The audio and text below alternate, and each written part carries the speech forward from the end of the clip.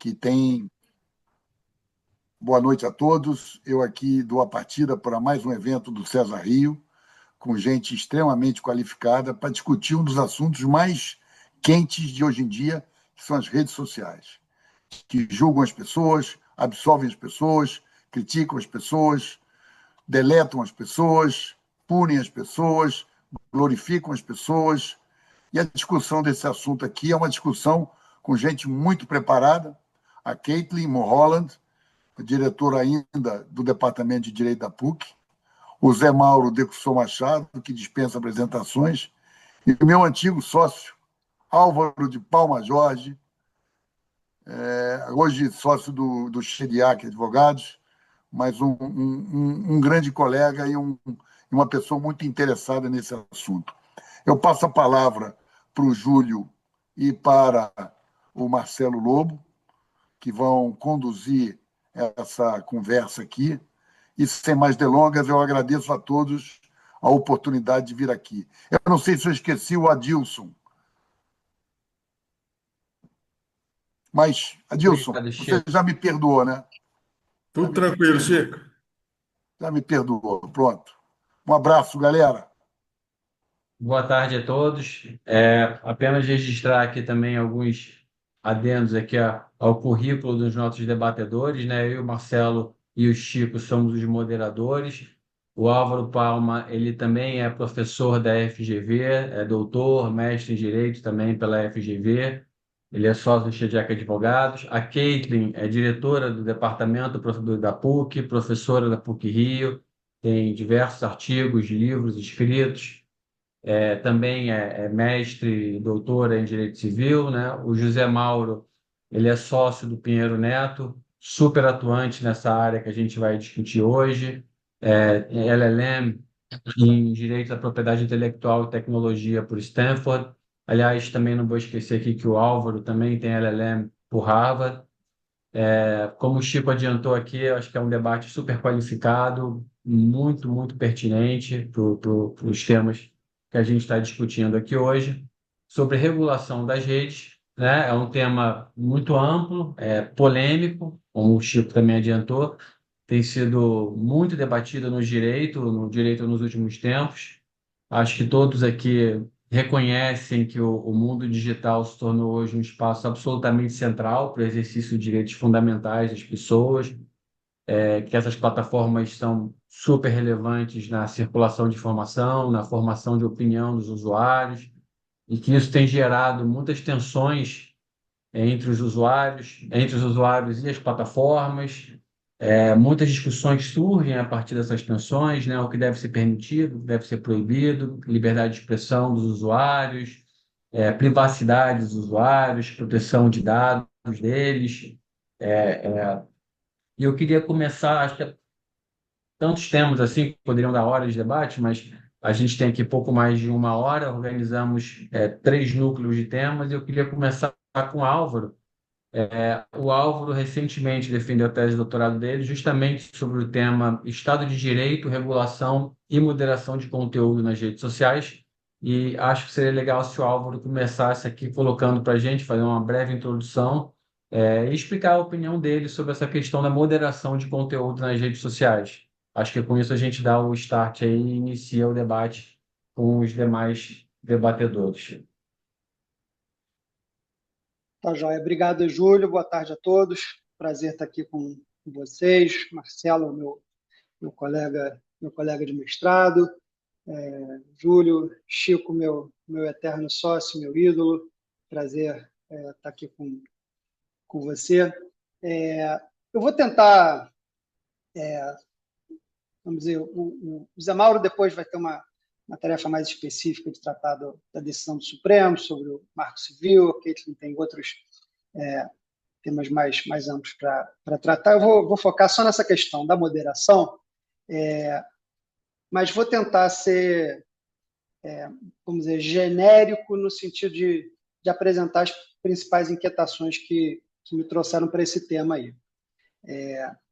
Primeira coisa que eu acho que vale a pena a gente fazer um alinhamento conceitual, né, na medida em que, quando a gente fala de regulação plataformas digitais, esse tema acaba sendo muito amplo, né? Na medida em que o próprio conceito de plataforma, sites, serviços, né, que hospedam, organizam, circulam o que foi compartilhado pelos usuários, em regra, sem termos produzidos, né, e tem como finalidade propriamente processar esses dados e atender ao cliente final, com vistas a publicizar, monetizar essa questão, e que depende essencialmente de uma moderação do conteúdo do que vai para aquela plataforma lá. Dentro desse conceito, que é um conceito bastante amplo, é importante a gente entender as plataformas como hubs, né? Hubs que, na visão, por exemplo, do IPEA, ele enxerga nesses hubs um controlador, né, que é justamente a empresa que é a proprietária lá da plataforma, e esses usuários, e o controlador vai ser o responsável por definir a relação entre os usuários, a relação desses com as plataformas, e hoje, essencialmente, isso se dá através de dois instrumentos que a gente chamaria de autorregulação. As normas das próprias plataformas, né, os anexos aos contratos que são celebrados, contrato de adesão entre os usuários e as plataformas, e que comumente a gente chama dos termos e condições de uso, né? Os termos e condições de uso disciplinam, né, a vida, né, dos usuários nas plataformas, são termos, como já dito, de adesão, e que podem gerar preocupações bastante concretas, como o Chico adiantou aqui no início, de exclusão, de remoção de pessoas, de contas e assim por diante. E ao lado dessas normas propriamente, é um velho conceito no direito digital, que é o conceito de arquitetura, né? Para quem é da área, o exemplo não é novo, está muito tratado na literatura, mas se a gente lembrar o Robert Moses, que ele é sempre citado, foi um Park Commissioner de Nova York entre os anos 20 e 50 do século passado, teve um livro que ganhou um Pulitzer, do Robert Caro, que tratou da vida do Moses, que é um sujeito super influente, né, na construção física da Nova York que a gente conhece hoje, e ele é acusado, formalmente até no livro, de comportamentos racistas através da utilização da arquitetura, que, na prática, basicamente se materializou na construção de pontes que eram altas o suficiente para permitir a passagem de veículos de passeio, mas baixas o suficiente para impedir a passagem de transporte público, que gerava um efeito concreto de permitir que quem tivesse dinheiro e carro chegasse às praias de Long Island, quem usasse o transporte público, que era majoritariamente a população negra, não conseguisse ter esse mesmo acesso. E aí esse conceito, né, de arquitetura definindo como você interage e como o mundo, né, é permitido a sua presença, a sua vivência no mundo através de determinadas estruturas arquitetônicas, vale essencialmente para as plataformas, porque as plataformas são de vários tipos, né? Você tem plataforma de intermediação online, como o Mercado Livre, você tem plataforma de busca online, como o Google, você tem plataforma de rede social, propriamente, que é o objeto aqui de estudo, Facebook, X, Instagram, você tem as plataformas de compartilhamento de vídeo, como o YouTube, tem serviços de comunicação interpessoal, como o WhatsApp, e assim por diante. Ou seja, você tem vários tipos distintos de plataforma em que aquele conceito está presente. Você tem um controlador e você tem usuários lá que se vinculam ao controlador e que esse estabelece termos e condições de uso, arquitetura que vai definir como vai funcionar, né, esse conjunto de plataforma. Portanto, quando a gente fala em rede social, a gente está falando de uma espécie, né, desse gênero maior, que são as plataformas digitais. E aí a gente precisa olhar rapidamente para o conceito de moderação em si. Moderação, talvez a Mauro trate isso um pouquinho mais para frente, quando a gente, né, analisou, viu lá o julgamento do Supremo sobre o artigo 19 do Marco Civil, parecia que existia um ser muito diabólico por trás das atividades de moderação, sempre pensando no mal comum, né? ou coisa parecida. Mas a atividade de moderação é uma atividade fundamental para o negócio, né? Quando você constrói a sua plataforma, quer dizer, a moderação ela vai ser aquele conjunto de mecanismos de governança que vão estruturar como a comunidade participa e como ela interage, né? Facilitar essa relação e prevenir abusos.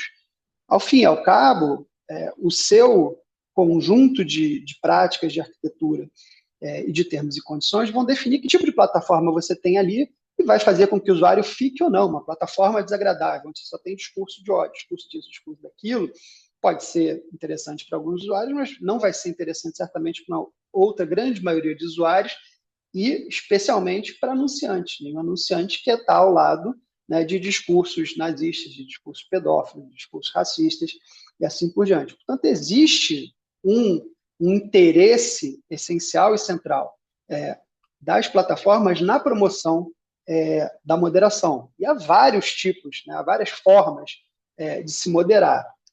A gente costuma focar muito na questão da remoção ou não do conteúdo, mas quando a gente fala no conceito de moderação, a gente está falando de muitas atividades que podem ser realizadas pelas plataformas. Podem ser atividades em relação aos posts, podem ser atividades em relação às contas, podem ser atividades em relação à visibilidade, né, dos posts. Nas plataformas de monetização pode ter a ver com a diminuição ou não, né, da monetização de determinados conteúdos. Só se a gente pegar, por exemplo, a questão da remoção ou das contas especificamente, você pode ter remoção de conteúdo, você pode ter suspensão temporária de conteúdo, você pode ter edição de conteúdo, você pode ter um adicionamento de um marcador, né, de um alerta, por exemplo, de que aquele conteúdo tem determinada característica, você pode ter uma contra-informação que é colocada pela plataforma, você pode ter o oferecimento de um conteúdo diverso. Olha, você está vendo esse conteúdo aqui, mas você pode checar um outro conteúdo, você pode ter uma afirmação da plataforma de que aquele conteúdo foi checado e ele é real, você pode desabilitar, eventualmente, a possibilidade de que outros usuários, né, apresentem comentários daquele conteúdo. Em relação, por exemplo, à visibilidade, você pode manter uma conta de um usuário, né, se não excluir aquela conta, mas você pode retirar a possibilidade de que terceiros visualizem, você pode desindexar ele do Google para uma pesquisa não levar ele, você pode criar nudges. O X, por exemplo, criou um nudge para esse tipo de mensagem que é encaminhada imediatamente, né? Toda vez que você recebe uma mensagem e vai encaminhar, ele criou um pop-up lá que diz assim, você tem certeza que você quer encaminhar essa mensagem sem ler? E pesquisas no Brasil e nos Estados Unidos demonstram que é um percentual significativo, 30 a 40 e tantos % deixam de compartilhar, de enviar esse conteúdo para frente depois de receberem esse pop-up. Né? Um nudge não é propriamente uma remoção de conta, não é um bloqueio, nada disso, mas que tem um efeito de controlar um pouco espalhar aquela imagem. E por que é super relevante, né, essa atividade de moderação? E aí está no que Júlio e Chico já disseram. Não há dúvida, né, de que as redes sociais hoje se tornaram a nova praça pública. Né? Em 2024, de acordo com relatórios da ONU, você tinha 5 bilhões de usuários ativos de rede social no mundo.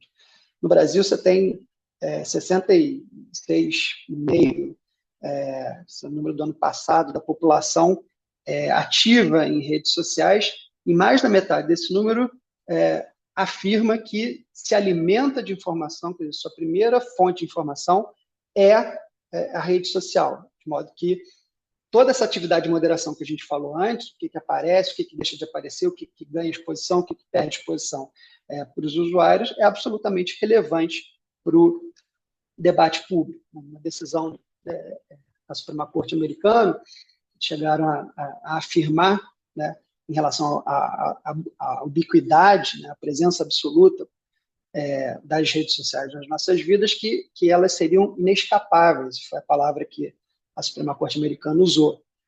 Diversos autores, né, tratam disso.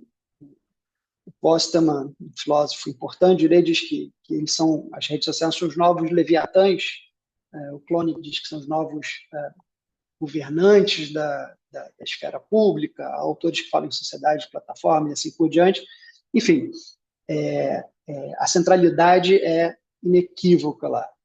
E aí, Júlio prometendo já tentar aí seguir para uma conclusão, há dois impactos assim, muito importantes dessa atividade de moderação que foi que eu procurei mapear um pouco e discutir na tese. Um é o impacto propriamente sobre o debate público, quer dizer, atividade de moderação. Há um controlador, e esse controlador impacta a forma como o debate público vai acontecer, seja promovendo conteúdo, seja escondendo conteúdo, seja recebendo decisões judiciais que impedem que determinados conteúdos sejam compartilhados ou coisa parecida. E o outro impacto fundamental sobre direitos fundamentais é justamente a questão do devido processo a partir das disposições dos termos e condições de uso. Hoje eu sou um usuário novo de Instagram, eu resisti durante muitos anos, estou há 2 semanas no Instagram e vivendo as angústias lá dessa nova relação com rede social. E uma das questões essenciais para mim entrar para o Instagram foi justamente que hoje em dia eu não conseguia fazer reserva em restaurantes. Os restaurantes não têm mais site, né? Estão quase todos migrando para dentro dessa plataforma. E quando uma plataforma eventualmente retira um restaurante como esses da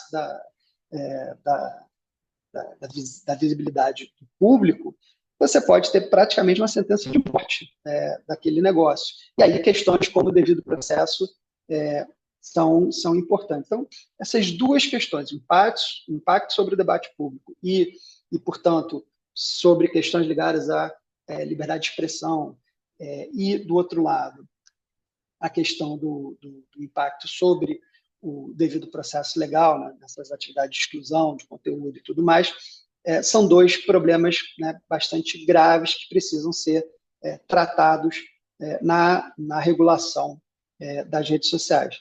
Lembrando que essas redes, aí tem um texto do Luca Belli, que é professor lá da GV também sobre o tema, que ele pontua que essas redes elas acabam tendo papéis, quem estudou lá nos LLMs, né, as atividades das agências reguladoras, tem atividades quase legislativas, que criam esse conjunto de regras vinculantes lá para os seus usuários, quase executivas, porque tomam as decisões lá todas de como os usuários ficam, deixam de ficar, e quase judiciais, que é para elas mesmas que os recursos são, via de regra, dirigidos, né, de manutenção ou não, de contas, de postagem e assim por diante. Então, hoje se discute vários caminhos de regulação, caminhos distintos, caminhos que tratam de questões específicas. Recentemente a gente teve o ECA, né, digital aprovada, a Lei 211 de 2015, de 2025, que trata especificamente de questões vinculadas a menores. A gente teve essa decisão que a Mauro vai falar do Supremo sobre o artigo 19. Isso tudo vem dentro de um processo de backlash, não tem muito tempo aqui para a gente discutir, né, como é que isso aconteceu, mas, só para encerrar, se de um lado a gente entende a necessidade e a importância de se olhar para esse tema e, de fato, pensar numa regulação partindo do pressuposto, esse é um pressuposto meu que a gente pode discutir mais à frente, de que a autorregulação é insuficiente para garantir esse conjunto de direitos fundamentais, por outro, é extremamente difícil se regular, seja pelo volume,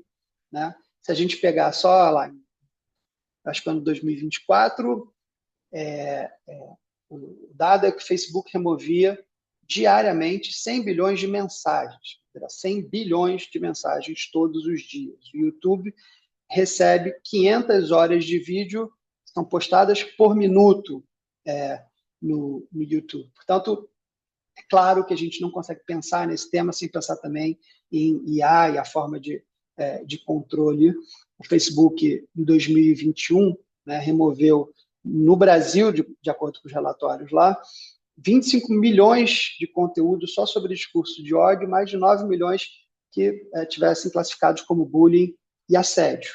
E além da questão do volume, existe, evidentemente, a questão do contexto. O contexto é muito difícil para você pegar, seja por IA, seja por moderadores humanos.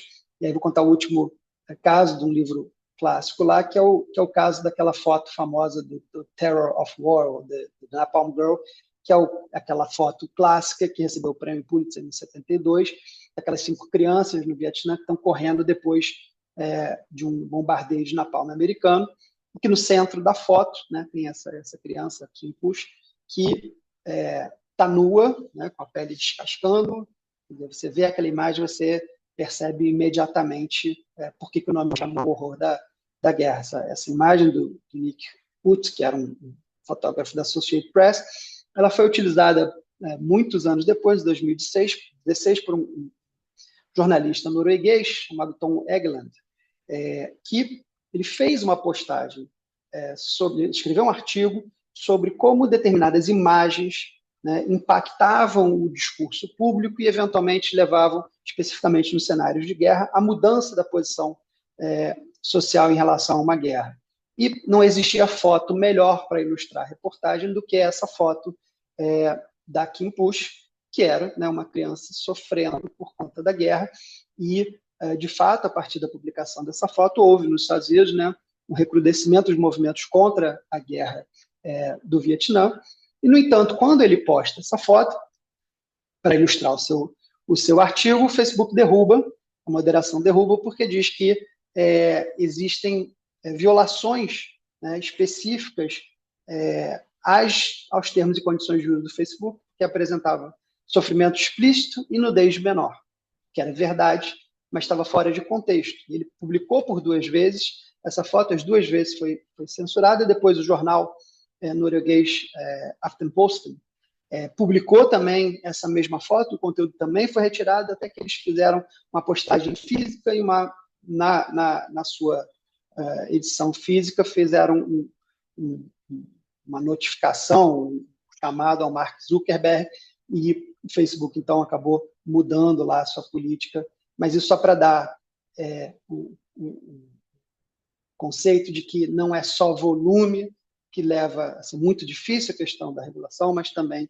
a questão do contexto. Então, no final do dia, a conclusão da tese vai no sentido, acho que não dá tempo da gente aprofundar aqui, de que uma autorregulação regulada, uma corregulação seria o caminho mais adequado para essa questão específica de moderação de conteúdo em rede social, mas eu acho que eu já me estendi demais. Vou agradecer a atenção e passar a bola de volta. Obrigado, Álvaro. Algum dos debatedores ou demais presentes tem algum ponto a acrescentar na fala do Álvaro?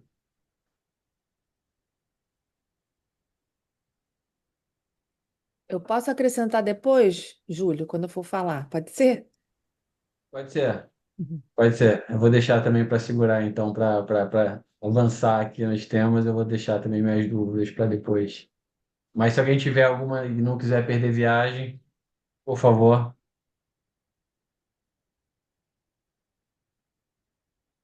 Quando a gente organizou aqui, a nossa ideia, pegando essa introdução do Álvaro, e aí diante também desse cenário que ele descreveu de moderação, seria bom falar com o Zé Mauro, como ele vê, como se encaixa o julgamento do artigo 19 do Marco Civil da Internet, como o STF se posicionou, a opinião dele. Que aí eu acho que em seguida a gente vai, Caitlin, para a conclusão com você.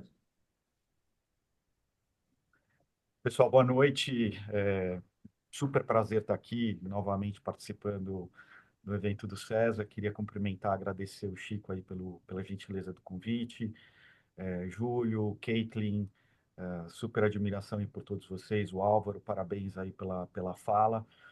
E eu acho que a organização desse evento e dos temas é extremamente oportuno. A gente está num momento que talvez seja o mais significativo, o mais importante dos últimos 10 anos em termos de discussão de regulação de rede e que caminho a gente adota daqui para frente, né? E para fazer essa reflexão, é importante a gente se lembrar de onde nós viemos, né? O julgamento do STF em relação ao artigo 19 trata do Marco Civil da Internet, que foi uma legislação criada lá em 2014, que entrou em vigor em 2014, como um grande exemplo de legislação que foi discutida amplamente pela sociedade, recebeu inputs, sugestões pela internet. Realmente foi muito interessante o processo legislativo que acabou culminando com o Marco Civil da Internet. E foi um processo legislativo que aconteceu logo depois daquele escândalo Snowden, né? A maioria se lembra de espionagem, questão da inteligência americana em relação a informações trocadas na internet. Então, a tônica que permeava a discussão envolvendo o Marco Civil era uma tônica de neutralidade de rede, liberdade de expressão e de fomento ao fluxo de informações na internet. Não se falava naquele momento, não havia naquele momento uma discussão grande ou uma discussão premente em relação à desinformação.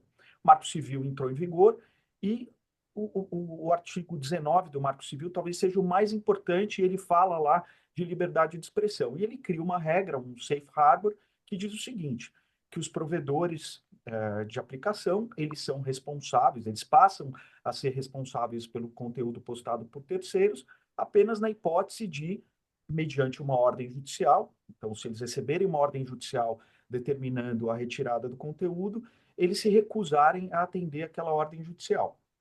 Muito bem, esse foi o artigo que foi aprovado à época pelo Congresso, ele entrou em vigor, e aí a internet começou, como obviamente ia acontecer com algo tão dinâmico e usado com tanta intensidade no mundo inteiro, especificamente no Brasil, a coisa começou a se transformar, né? Ela começou a se transformar e eu diria que pouco a pouco o debate começou a se deslocar menos da liberdade de expressão e mais para a questão da desinformação, porque começaram a pipocar exemplos em diferentes redes sociais e tudo mais, de formas de tentar impulsionar e mesmo manipular o conteúdo. Então, bots, inteligência artificial, enfim, N formas aí de desinformação. E aí, para os mais antigos como eu, apertando aquele botãozinho de fast forward do videocassete, a gente chega talvez no momento de mais extremo dessa discussão, que foi o malfadado 8 de janeiro de 2023, né? Em que o Congresso Nacional foi invadido, o STF a mesma coisa, e aí nós, como sociedade, um olhando para a cara do outro, falando, bom, mas alguma coisa está acontecendo aqui. Da onde estão vindo essas informações? O que está acontecendo? Será que a liberdade de expressão ultrapassou o razoável e a gente precisa se debruçar novamente em relação ao conteúdo do Marco Civil da Internet para talvez tirar a ênfase do fluxo de informações e criar alguns guardrails, né, criar algumas salvaguardas? E aí começa essa discussão mais ampla na sociedade do que deveria acontecer, o que deveria ser feito. O Álvaro falou de uma maneira muito correta aqui da questão da autorregulação. Eu sou extremamente entusiasta dessa solução, o Álvaro, porque eu acho que com uma tecnologia tão dinâmica, que muda todo dia e que tem evoluções e diferentes nuances, a gente tentar colocar numa caixinha legislativa é muito difícil. Qualquer solução que a gente tente encontrar para isso, no dia seguinte, ela corre o risco de estar desatualizada. Então, a questão talvez essa tenha sido a grande oportunidade perdida, né? Criar um foro de autorregulamentação, de moderação de conteúdo na internet que tivesse sido feito adequadamente, e isso acabou, infelizmente, não acontecendo. E aí, quem deveria ter tido o protagonismo era o Congresso Nacional. Naquele momento, acho que o Congresso Nacional deveria ter olhado para aquela situação e dito, bom, aqui eu vou pegar esse problema todo e vou tentar entregar para a sociedade uma solução minimamente aceitável para resolver o problema e para endereçar as questões. A gente tinha em andamento no Congresso Nacional o apelido é muito ruim, né? O projeto de lei das fake news, o 2360, projeto de lei, que busca estabelecer algumas obrigações a plataformas para que elas controlem o conteúdo, então, principalmente quando há conteúdo disseminado de uma maneira ampla, e claramente conteúdo ilegal, que envolva criança, adolescente, nudez, enfim. Havia lá, no projeto de lei, algumas disposições nesse sentido, e também o projeto de lei que trata do Código Civil. Tem lá um capítulo falando de direito digital, e de forma geral, não vou entrar em muito detalhe aqui, também estabelecendo um regime ali de responsabilidade por parte das plataformas. Mas o que, infelizmente, não aconteceu. O nosso Congresso Nacional permaneceu inerte. Era um momento ali do Congresso a ganhar protagonismo, e esses dois projetos de lei que poderiam ter sido discutidos de uma maneira democrática, com ampla participação da sociedade, acabaram ficando parados por diferentes motivos. E aí, o que acontece? O, o Supremo Tribunal Federal acaba se debruçando sobre a questão, usando dois temas que acabaram entrando na pauta de julgamento, por conta de dois recursos extraordinários que discutiam a responsabilidade de plataformas. Um caso do Facebook, que discutia um perfil falso criado, enfim, por um usuário do Facebook, e aí a discussão era se deveria gerar indenização por conta de postagens feitas por esse perfil falso. E um outro recurso extraordinário, vejam vocês, discutindo uma conta criada no Orkut, em que essa conta fazia ali afirmações não muito elogiosas a respeito de uma professora que queria tirar o conteúdo porque entendia que as críticas a ela haviam ultrapassado o que seria razoável. Aí o que faz o STF? O STF entende que esse tema não havia sido resolvido com a rapidez necessária por parte do Congresso, e o STF resolve julgar esses dois temas, objeto desses dois recursos, e tratar da questão, suprindo essa lacuna que o Congresso deveria ter suprido, né? Então, o que faz o Congresso Nacional? O que faz o Supremo? A primeira questão interessante é que, ao julgar a questão do artigo 19, ele não foi julgado de maneira unânime. Nós tivemos 8 ministros entendendo que, de fato, o STF poderia analisar a questão da constitucionalidade do artigo 19, e 3 ministros entendendo que não era o caso, que o STF não poderia entrar na discussão, porque caberia ao Congresso Nacional editar uma lei tratando da matéria. Eu confesso para vocês que eu fico... eu até estava brincando com a Caitlin antes da gente começar a palestra, eu ouvi um podcast dela com a Ana Frazão sobre o tema, no podcast Direito Digital, aliás, ótimo, ouçam, porque é muito bom. E a Caitlin estava lá elogiando a decisão do STF, que eu vou sumarizar daqui a pouquinho, mas eu fico com frio na barriga desse ativismo judicial, porque o que acabou acontecendo, de fato, foi o seguinte: 2 projetos de lei em trâmite no Congresso Nacional para um assunto que afeta a sociedade de uma maneira muito intensa e muito clara. O STF resolve intervir na questão, e o STF não apenas declarou a inconstitucionalidade parcial do artigo 19, como ele reescreveu a lei, a regra. Ele não apenas disse, eu entendo que o artigo 19 é parcialmente inconstitucional, como ele mudou completamente aquela lógica que eu mencionei lá atrás do Marco Civil da Internet no ano de 2014. Então, nós tínhamos uma regra lá atrás que dizia que o fluxo de informações, a liberdade de expressão deveria ser privilegiada e a responsabilidade dos provedores deveria acontecer apenas na situação em que eles se recusassem a cumprir a ordem judicial. E aí vem o STF, por maioria, e decide o seguinte, que não. O artigo 19 agora, ele passa a se aplicar apenas a situações muito específicas. Então, crime contra a honra, em que não existe clareza em relação a ilicitude. Nesses casos, deve haver uma ordem judicial determinando a retirada do conteúdo e a plataforma ela passa a ser responsabilizada se ela se recusar a cumprir. Também existe a aplicação do artigo 19, por exemplo, em relação a aplicativos de mensageria eletrônica, e-mails, em que não existe nenhum tipo de intervenção da plataforma em relação ao conteúdo. E o artigo 21 do Marco Civil da Internet, que eram exceções em que deveria haver a retirada do conteúdo mediante a simples notificação, ele praticamente passa a ser a regra. Então, em relação a qualquer conteúdo ilícito, os usuários podem notificar os provedores de aplicação, as plataformas, indicando a ilicitude, indicando a violação legal, e a partir de então, cabe às plataformas retirarem esse conteúdo rapidamente, a fim de que não sejam responsabilizadas.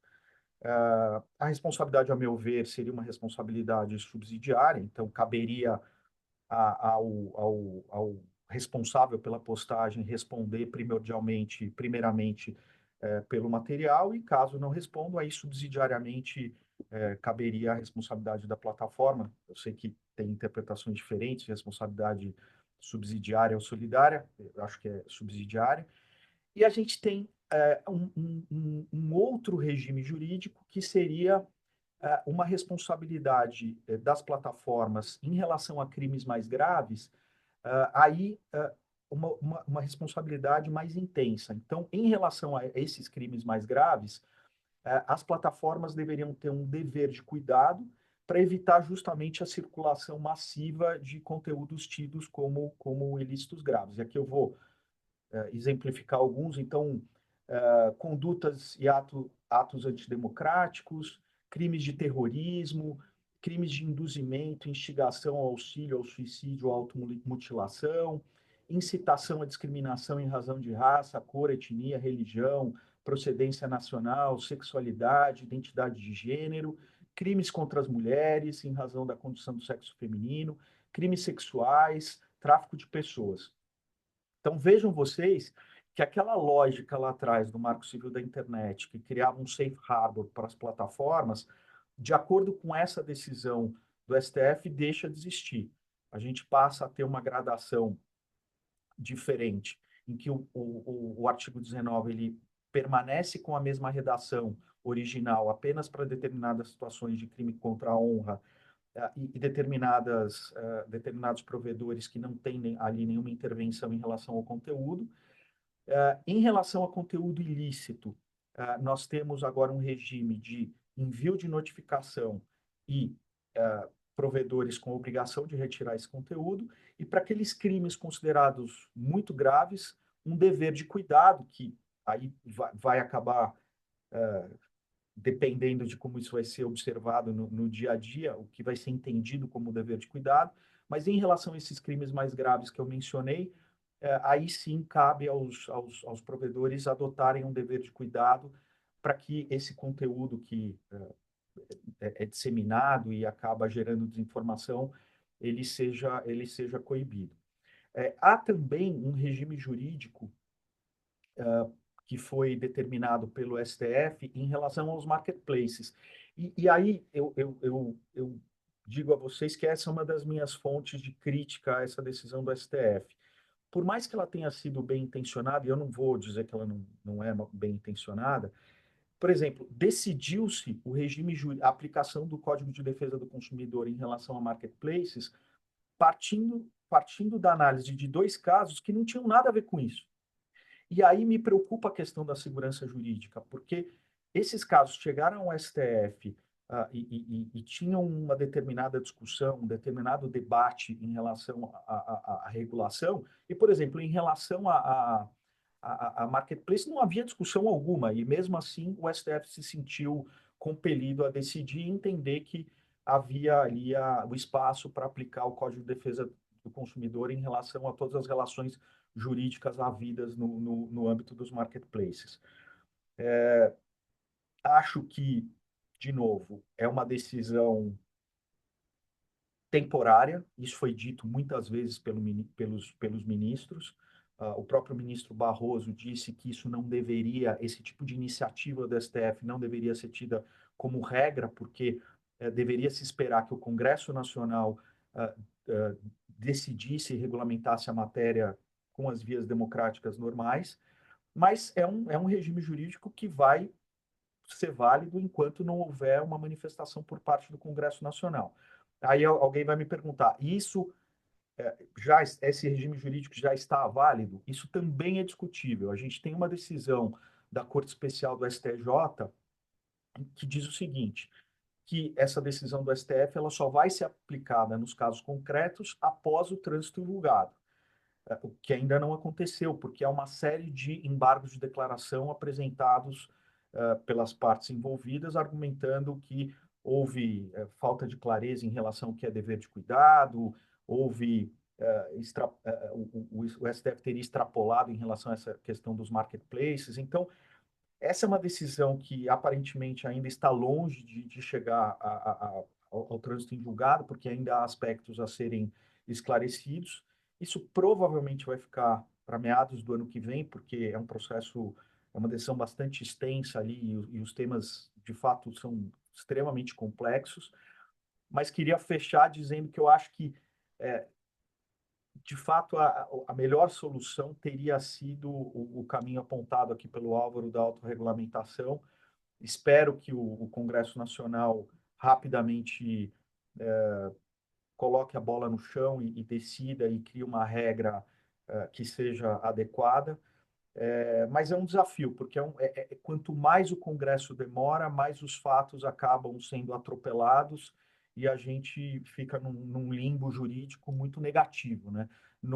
Em relação a um assunto que acaba afetando a nossa vida aqui de maneira direta ou indireta, muito frequente. Então, esses são os meus comentários em relação à decisão do artigo 19 aí do STF. Estou muito curioso aí para ouvir os comentários aí dos meus colegas panelistas sobre o assunto. Obrigado, pessoal. Obrigado, José Mauro. Álvaro, Caitlin, vocês possuem algum A ponto para Caitlin já trazer? vai, acho que a Caitlin já vai fechar aí, o Temer tem a oportunidade de comentar. Deixa eu só deixar minha posição clara, tá, Zé Mauro?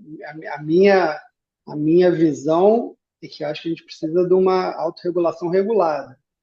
Precisa, não é mera autorregulação, até lembrando do início do governo Trump e da ação do Mark Zuckerberg da noite para o dia, virou toda o conjunto de estruturas da moderação lá das suas plataformas. Eu acho que não fica a raposa tomando conta do galinheiro sozinha. Acho que a gente precisa de balizas estatais lá para essa. Eu reconheço que você mencionou em termos de. Acho que é fundamental você ter agilidade, e só as plataformas conseguem lidar com seus problemas de arquitetura e na velocidade que demanda, mas eu acho que a baliza estatal para a regulação é importante.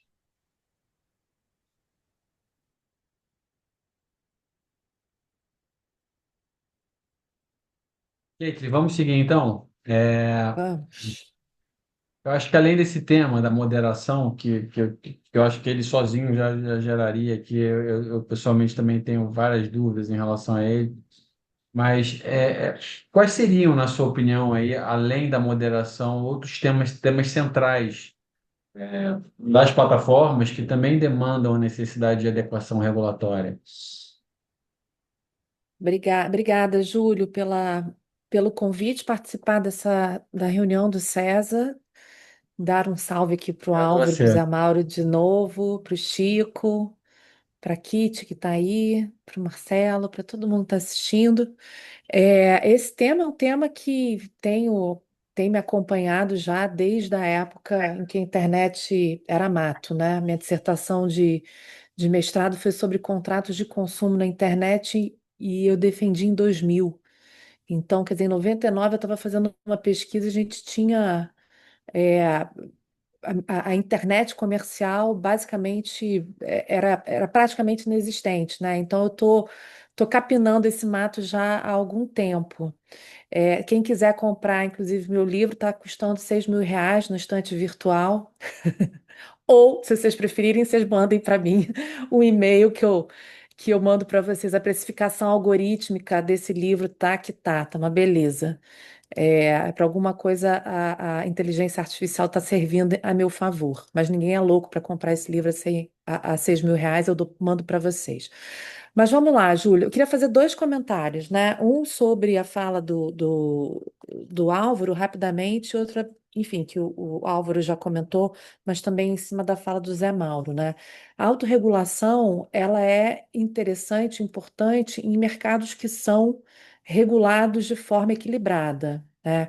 Quando a gente tem um mercado, né, em que, na verdade, a gente não tem atores, a gente tem quase que um monopólio, né, dos gatekeepers, né, são os porteiros da entrada da internet, e a gente pode usar os Big Five, né, que, na verdade, a Europa até já classificou quem seriam esses gatekeepers, né? A gente não pode considerar a autorregulação como um sistema econômico eficiente, acho eu, de regulação econômica concorrencial eficiente. A corregulação, aí concordando com o Álvaro, seria o caminho adequado, de forma, obviamente, né, a permitir aí continuamente a inovação e sem deixar de resguardar aí direitos fundamentais. E sobre o ativismo judicial, José Mauro, eu concordo 100% com você. A decisão do STF sobre a inconstitucionalidade parcial do artigo 19 é uma aula doutrinal, mas é uma decisão que não condiz com o ordenamento brasileiro. A gente tem que ter um processo legislativo que permita, através, né, obviamente, do que se pretende, né, em termos de legislação, que permita a gente alcançar no debate público o que foi decidido, se é que essa é a intenção da nossa sociedade, o que a nossa sociedade quer, né? Tanto que a decisão, em vários momentos, faz menção a uma provocação ao Congresso Nacional para legislar, o que é muito peculiar de uma decisão do STF. Então, concordo com você, a decisão pode ser uma decisão super interessante do ponto de vista até de doutrina, mas do ponto de vista de tentar, né, movimentar a aplicação e interpretação do Marco Civil da Internet, ela pode ter sido extrapolada, né? E aí, enfim, falando sobre o processo legislativo, né, o Júlio pediu para eu falar um pouquinho sobre o projeto de lei número 4 de 2025, que é o projeto de lei de reforma do Código Civil, é extremamente controvertido, e a parte que eu vou tratar com vocês é extremamente controvertida, que é o livro 6, capítulo 5 do projeto de lei, que hoje, né, está em tramitação no Senado, ainda com audiências públicas sendo realizadas. Convido vocês na quinta-feira para ouvir a professora Gisela Sampaio da Cruz Guedes, sócia do professor Chico Musnick, e me ouvir também às 10 horas da manhã no Senado falando sobre responsabilidade civil no projeto de lei número 4, mas o mais importante agora é a nossa conversa sobre o direito civil digital, que é esse livro sexto do projeto, e especificamente o capítulo quinto, que trata da responsabilidade das plataformas digitais. E por que eu estou falando de responsabilidade, né? O Álvaro já falou de moderação sendo um procedimento realizado ou ser realizado é, pelas próprias plataformas. O José Mauro falou sobre a responsabilidade, ao mesmo tempo, né, tratando de questões relacionadas aos limites, né, impostos pelo judiciário no que diz respeito à regulação das redes. E agora o projeto de lei número 4 trata, mais uma vez, né, um projeto de lei, pode ser que nada aconteça, mas acho que é interessante do ponto de vista até do debate que isso traz, né, pro tema. O projeto de lei traz lá, nesse capítulo específico, alguns temas relacionados à responsabilidade das plataformas. E aqui a gente tem que sempre pensar, né, no ordenamento como um sistema. Então, vejam, a gente tem o Marco Civil da Internet, cujo artigo 19 foi considerado inconstitucional parcialmente. A gente tem a Lei Geral de Proteção de Dados Pessoais, a gente tem em vigor, a gente tem o projeto de lei 2630, que é o horroroso projeto de lei das fake news, né? Que, na verdade, a gente tem que sempre, né, trazer o nome de verdade, o projeto da transparência, responsabilidade, liberdade e responsabilidade na internet, né? E agora o projeto de lei número 4, que de alguma forma tocam esse tema da responsabilidade. Esse projeto de lei, ele traz algumas questões, né, interessantes. O primeiro é o fato de ter um capítulo específico, um livro, desculpa, específico, tratando sobre direito digital, direito civil digital, o que me parece algo um tanto quanto que amplia demais, né, o que seria um Código Civil.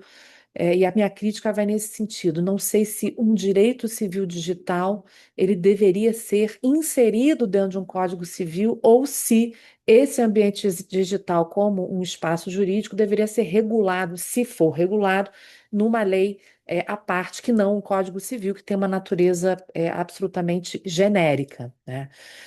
Bom, o que o projeto de lei fala sobre a responsabilidade civil das plataformas, né, das plataformas digitais, né? Essa responsabilidade civil, só para mencionar para vocês quais são os artigos que eu estou me referindo, são os artigos 2027-U a 2027Z, se eu não me engano, já confirmo para vocês. 2027Z, capítulo 4, que trata da responsabilidade, do direito ao ambiente digital transparente e seguro. Então, vejam, não se trata exatamente de um capítulo que fala da responsabilidade civil, mas é um capítulo que traz regras específicas sobre a necessidade de uma governança dessas plataformas, né, muito calcada em princípios gerais, como boa-fé objetiva, transparência, função social, prevenção de danos e precaução, e a necessidade dessas plataformas de demonstrarem, com base, né, em programas de governança, a adoção de determinadas medidas que venham, né, a garantir que essas plataformas atendam promovam e tutelem os direitos da personalidade, especialmente aqueles relacionados à liberdade de expressão e informação, e tragam ao mesmo tempo, esses programas tragam ao mesmo tempo uma avaliação, né, um sistema de avaliação do que é chamado de riscos sistêmicos, né? Então, a diferença que a gente tem em relação, por exemplo, ao Marco Civil da Internet, né, que traz um modelo reativo, não só de moderação, como de responsabilização, né, com uma ênfase, né, como a gente já viu, na liberdade de expressão. Esse projeto de lei, ele traz um modelo que é calcado na chamada governança desses riscos sistêmicos, dos riscos do sistema, visando, né, trazendo, né, uma visão bastante calcada no dever de diligência que essas plataformas devem ter e prevenção de danos, né? Então, vejam, a gente tem aqui um projeto de lei que, mais, José Mauro, do que uma autorregulação, ele impõe às plataformas digitais como uma maneira, né, de afastar eventuais responsabilidades, né, impõe a deveres, né, de obrigações que vão ser estabelecidas por essa governança prevista no próprio projeto de lei. Aqui, o projeto de lei, a reforma do Código Civil, ela se assemelha bastante. Eu acho que ela mirou num lugar e acertou no outro, mas ela se assemelha bastante ao Digital Services Act da União Europeia, o DSA. Para quem não conhece, né, o Digital Services Act ele funciona como um sistema de governança e responsabilização das plataformas digitais, né? Então, o DSA, ele exige, né, ele estabelece como obrigações a necessidade das plataformas, né, elas realizarem de forma periódica a avaliação de riscos na sua atividade. E essas avaliações de riscos, elas são baseadas em auditorias, que são auditorias independentes, daí, né, sai um pouco da ideia, sai um pouco não, sai da ideia da autorregulação, são auditorias independentes e baseado muito na ideia, de novo, da transparência. Então, me parece que esses artigos que tratam, né, do dever de diligência, desculpem, gente, eu estou gripada, desse dever de diligência, eles se assemelham às regras, né? O DSA se assemelha às regras do projeto de lei número 4. Então, se a gente pudesse fazer uma comparação geral, né, entre essas, não vou nem falar do PL 2630, né, mas dessas três normas, né? Quer dizer, o projeto de lei ainda não norma, né? Enquanto Marco Civil, a gente tem uma abordagem muito neutra, né? Uma ideia de neutralidade que condiz, como José Mauro disse, né? Com a realidade da aprovação em 2014 do Marco Civil. A gente tem o DSA com uma modelagem de governança regulatória é, é, semi-autônoma, né? Ou seja, a governança ela considera, obviamente, a necessidade da própria plataforma de considerar os riscos sistêmicos que ela própria vai identificar, mas também impondo a obrigação de auditorias independentes. O projeto de lei número 4 ele tem uma, é, uma visão do que eu chamaria de uma responsabilidade civil estrutural. Ou seja, a plataforma, ela responde pelos danos que sejam ocasionados às pessoas, né, sejam os direitos da personalidade, sejam a outros interesses de natureza patrimonial. E essa responsabilidade, ela tem a ver com a própria estrutura da plataforma. Ou seja, é como se a gente estivesse pensando em que a plataforma digital, ela responde porque a estrutura que ela estabelece para o fornecimento do seu serviço apresenta algum risco que, se não foi identificado, deveria ter sido identificado pela essa governança da plataforma. Então, essa responsabilidade, perdão, eu chamo de estrutural porque ela é calcada no próprio sistema da plataforma. E aí, é claro, né, a gente tem é, vários instrumentos que vão ser analisados para fins de avaliação desse risco sistêmico, dentre os quais, como o Álvaro já mencionou, né, os termos de uso, as políticas de privacidade e proteção de dados das próprias plataformas, que exigem não só uma clareza para o público quem são direcionados esses termos de uso, mas também requerem aí a necessidade da implementação de limites contratuais, né? O grande debate que a gente teve no STF há pouco tempo atrás, com o ministro Alexandre de Moraes sendo o guardião, vamos dizer assim, da Constituição brasileira de verdade, era o debate sobre até que ponto uma cláusula contratual de um termo de uso de uma rede social pode prevalecer sobre a própria Constituição. Eu estou falando especificamente do caso do X, né? Então, os limites contratuais, eles também vão fazer parte da necessária governança ou avaliação da regulação daquela rede social, daquela plataforma digital. E esses riscos sistêmicos, né, que eu estou mencionando, eles vão ser avaliados pela própria plataforma, através de avaliações que são periódicas, de auditorias independentes, e elas são de implementação obrigatória, isso está previsto no PL 4. Isso significa, do ponto de vista econômico, um ônus a mais às plataformas digitais. É claro que a gente já tem, né, como o Álvaro e o Zé Mauro já mencionaram, a gente já tem dentro das plataformas, vamos pegar o exemplo do Facebook, né, a gente já tem mecanismos de auditoria que, de uma certa forma, estavam funcionando até a manifestação do Mark Zuckerberg em janeiro desse ano, mas estavam funcionando principalmente por meio do Comitê de Supervisão do Facebook, que tem essa função de uma auditoria independente, apesar de ser, né, um comitê de supervisão do Facebook, a natureza dele é independente. Tanto assim que estabelece uma série de restrições e retirada, moderação de conteúdo por esse comitê, né? E essa, claro, né, evidentemente que as plataformas digitais, ao adotarem elas próprias por si mesmas, né, na sua autorregulação, esse tipo de comitê, esse tipo de auditoria, elas já demonstram uma boa-fé em relação à sociedade e, portanto, a gente já tem aí uma eventual, não desnecessidade, né, mas a gente vai ter aí uma organização dessa governança antes mesmo da entrada em vigor, por exemplo, dessa norma, né? Eu já vou acabar, Júlio, que eu já sei que o tempo já está passando aqui, né? Sobre a responsabilização civil, só, perdão, 2 pontos. O projeto de lei estabelece a responsabilidade civil das plataformas digitais em 2 momentos.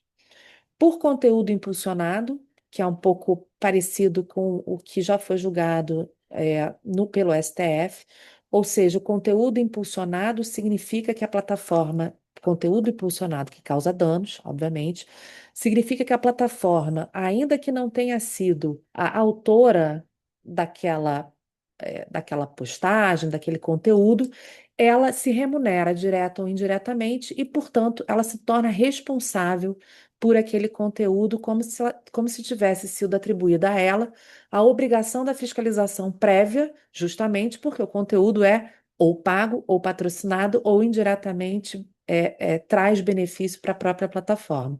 Então, a responsabilização nesse caso não seria uma responsabilização propriamente indireta, como é no caso do artigo 19 do Marco Civil, mas uma responsabilização direta.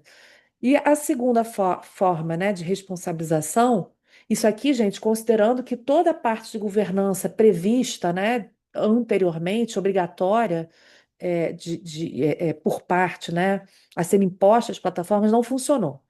Então, não funcionou, fomos para a responsabilização. A segunda forma, segunda hipótese de responsabilização direta é justamente pelo descumprimento dessa governança, que a gente chama de descumprimento sistemático das normas de autorregulação das plataformas. Então, esse descumprimento sistemático gera também essa responsabilidade por ato próprio das plataformas. Então, em conclusão, o projeto de lei eu tenho inúmeras críticas, a gente pode fazer, inclusive, Júlio, uma palestra só de críticas ao projeto de lei, mas, em conclusão, o que a gente tem aqui realmente é uma mudança de paradigma, né, de um momento, né, de uma responsabilização, uma moderação na neutralidade, uma responsabilização indireta, para uma responsabilidade que é estrutural, estruturante, para uma visão, um viés, né, de proteção de direitos fundamentais, com base nessa ideia de diminuição ou de governança dos chamados riscos sistêmicos. É por aí, Júlio, te agradeço.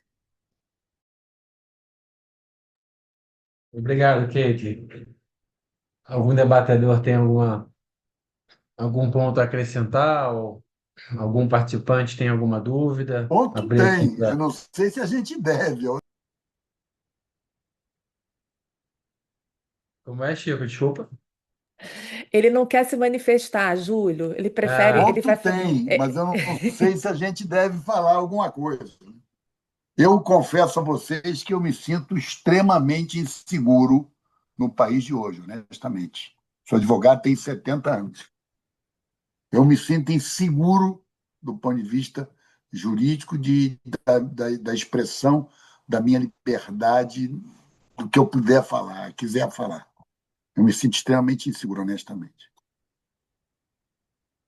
Ô, Chico, o que você está falando, na verdade, para mim é o grande ponto central do que a gente está discutindo aqui, porque essa decisão do STF, e de novo, não estou entrando no mérito de se é boa, se é ruim, se Fala a mais alto, Zé regra. Mauro, que está bem baixinho.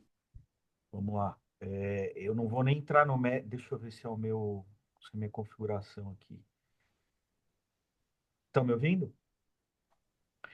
Não vou nem entrar sim, no mérito se a regra é boa, se não é, mas essa essa falta de segurança jurídica é um negócio que está levando a gente ao precipício, né? E é todo dia no jornal alguma coisa do arco da velha aí envolvendo, enfim, decisões judiciais que extrapolam o que deveriam decidir e tudo mais. Então, realmente me preocupa. E deixa eu só corrigir uma indelicadeza aqui, eu não cumprimentei meu sócio Marcelo. Marcelo, um abraço aí para você. Imagina. E, Zé Mauro, se eu puder pegar até carona aqui, né? Eu acho que, em primeiro lugar, queria parabenizar, né? Eu acho que o debate está super interessante. Esse tema, ele é extremamente interessante, dinâmico, e aí eu diria que tem uma preocupação até a mais, que é a seguinte: nós somos de uma outra geração, pensávamos analogicamente, agora estamos tendo que pensar digitalmente. Mas, para aqueles que têm filhos, tem que orientar os seus filhos já nesse mundo digital, né? Eu estava pensando, por exemplo, marketplace, né? Não sei se, Zé Mauro, se tinha em São Paulo o jornal Balcão, mas a Caitlin, o Álvaro e o Chico e outros aqui vão lembrar disso. O jornal Balcão era um jornal de anúncios para você vender bens usados ou até novos. Então, assim, quando a gente pensa na responsabilização do marketplace, é como se a gente dissesse: olha, eu comprei um negócio que não está funcionando, eu vou processar o jornal Balcão, ou as páginas amarelas, né? Quando a gente pensa em moderação de discurso em rede, eu fiquei pensando aqui no editor do jornal. Só que o editor do jornal ele está avaliando aquilo que vai ser publicado pela própria equipe, né? E tem um limite ali do que vai entrar naquelas páginas daquele jornal que na época era físico, né? Então também tinha um limite do que ia entrar, o que não ia entrar. Filmes também, né? A gente vê hoje em dia, todo filme começa hoje em dia com um disclaimer dizendo: as opiniões aqui desse filme não são opiniões do estúdio, a gente não é responsável por isso, a gente não tem nada a ver com isso. E aí, nessa moderação das redes, né, eu acho que os serviços prestados, de certa forma, pelas plataformas, eles têm uma variação muito grande. Por exemplo, se eu sou um usuário, que nem o Álvaro, que não tinha Instagram até recentemente, é, e eu praticamente hoje em dia eu tenho lá só para acompanhar uma estrada que eu sempre pego para ver se algum caminhão caiu no meio do caminho. Mas se eu sou um usuário, vamos dizer, passivo praticamente disso, e eu não contrato nenhum impulsionamento, eu não contrato nenhum serviço que faça com que os meus anúncios ganhem grande proporção ou que os meus posts ganhem grande proporção, o serviço que essa plataforma está me prestando é um. Se eu sou um usuário extremamente ativo, lá um influencer com 2 milhões de usuários que está sempre contratando também impulsionamento, etc., o serviço que a plataforma está prestando é outro, né? A responsabilidade deveria ser a mesma em relação àquilo que eu, como usuário passivo, num dia que acordei de mau humor, publiquei, e naquilo que um usuário ativo, que costuma contratar serviços adicionais da plataforma, publica sempre e, eventualmente, está publicando ali alguma coisa que seja ofensiva e contratou a plataforma para impulsionar aquilo. Enfim, só algumas colocações aqui para a gente. Posso fazer um comentário, Marcelo? Porque eu posso falar. O Chico pode não falar, mas eu posso falar. Estou aqui falando na condição de professora. Eu, Você foi é, convidada para isso, né, Caitlin? Para vir aqui manifestar a opinião acadêmica. Acadêmica. Eu não acredito que exista usuário passivo de plataforma digital, porque na realidade eu entendi o seu argumento, né? Há heavy users, né? O cara que está ali ganhando dinheiro, e tem eu e Álvaro que fazemos reserva em restaurante pelo Instagram. Tudo ótimo, mas o fato é que o- você estar inserido naquele ambiente já te torna um ativo do próprio ambiente. Então, na realidade, para a rede social, você é um insumo, né? Para o Instagram, você é um insumo, né? Os seus dados são insumos. Mesmo que você fique passivamente ali, como você está dizendo, né? Ali existe uma tentativa da própria plataforma de fazer com que você engaje em algum conteúdo. Mas é óbvio, né, que se a gente está diante de um dano ocasionado por uma Virgínia, né, que é uma influenciadora digital com milhões de seguidores, e, pois é, que bom.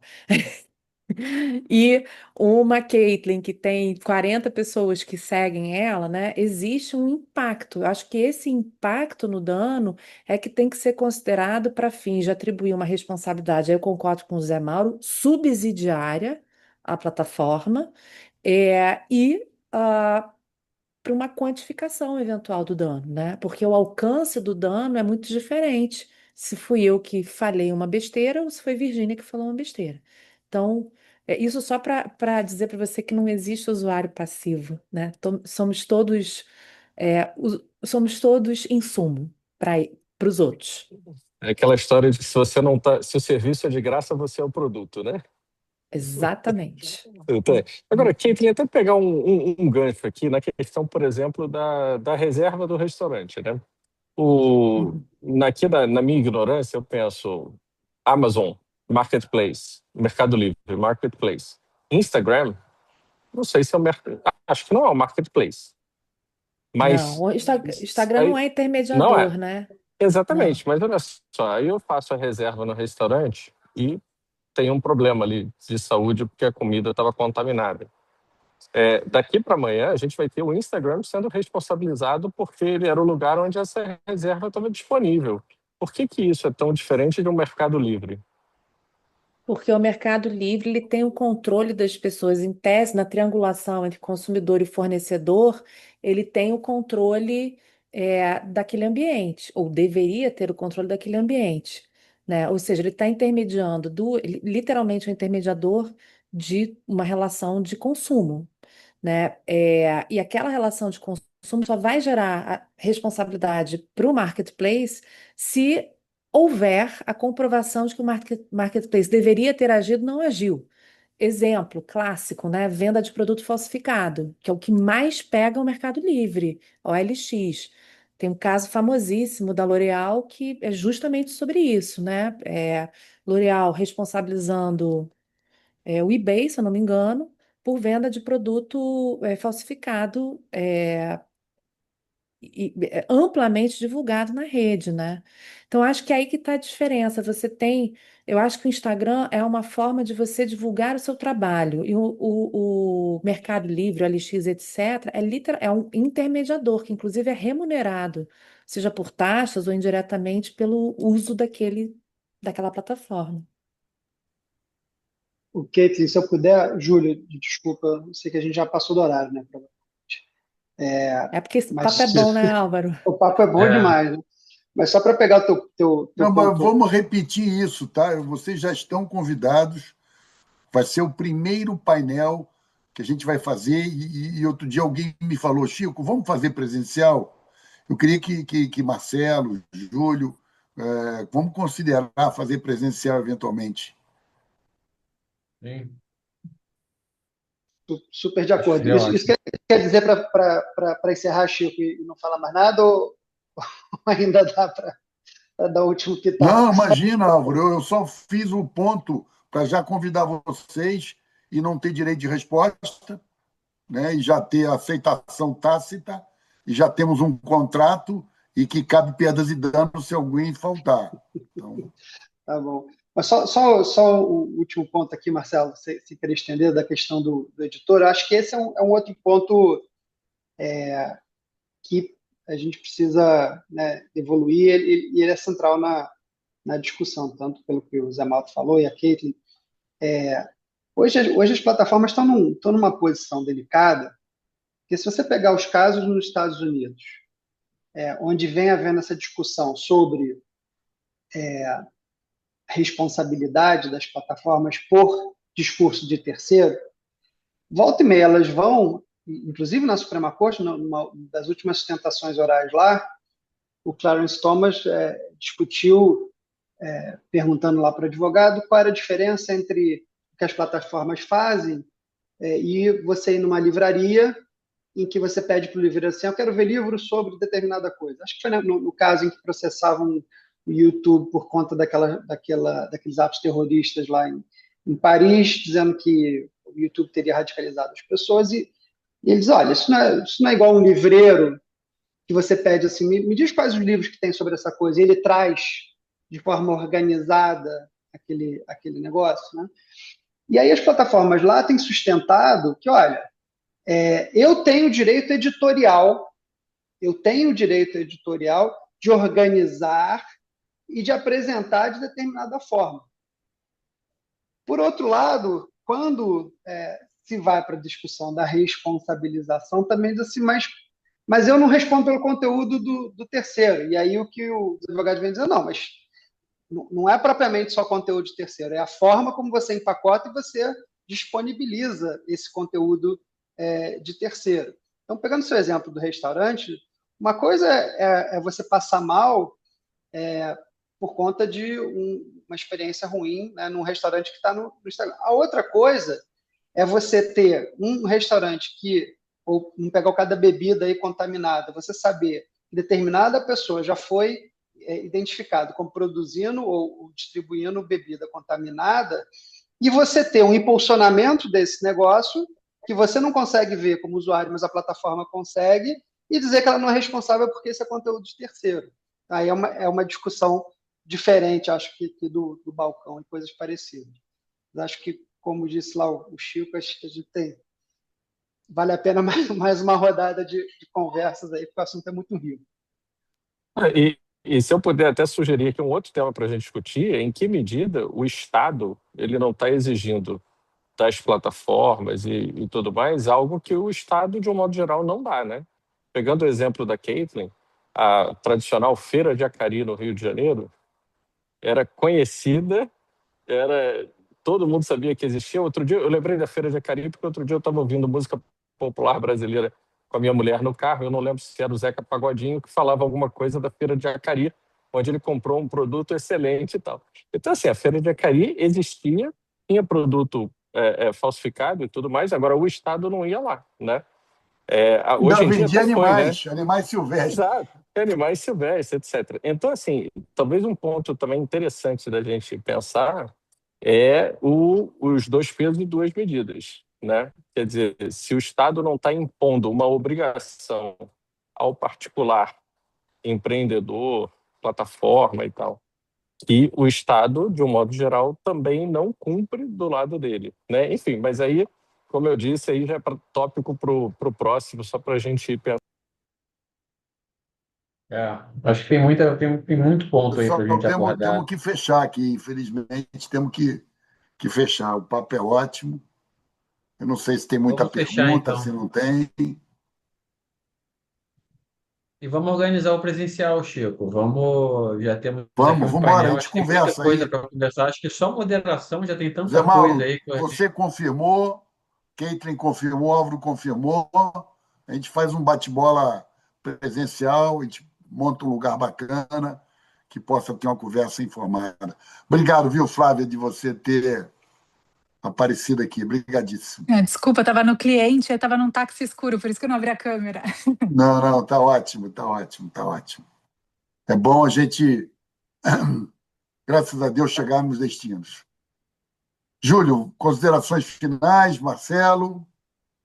Obrigado a todos pela participação. Lembrando que o evento vai estar disponibilizado no YouTube, se quiserem divulgar. E vamos deixar aqui já pré-combinado e acertado com todos para fazer um evento ao vivo e continuar esse debate. É isso aí. Muito bom. Maravilha. Do Muito meu bom. lado também, só agradecer aí a presença de todos e a disponibilidade do Álvaro, da Caitlin e do Zé Mauro para conversar com a gente sobre esse tema aí. Muito obrigado. Obrigado, galera. Obrigado, Feliz pessoal. Natal Pra para gente. todos. Bom ano novo. Feliz Dia da Natal, Criança. gente. Tchau, gente. Até a próxima. Tchau, pai. Obrigada. Tchau, tchau. Até a próxima. Tchau, tchau. Até a próxima. Tchau.